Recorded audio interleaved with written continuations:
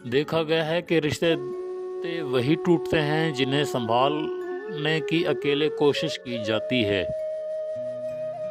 जब भरोसा टूट जाता है तब माफ़ी मांगने का कोई फ़ायदा नहीं होता।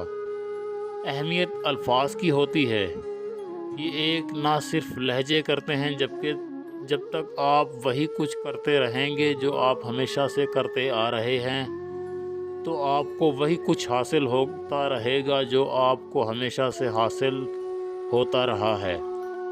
दांत नेमते खाते खाते टूट जाते हैं, लेकिन ये ज़बान शिकायतें करते करते नहीं थकती। दोस्तों, मज़ीद इस तरह की वीडियो देखने के लिए हमारे यूट्यूब चैनल को सब्सक्राइब कर दें और लाइक कर दें।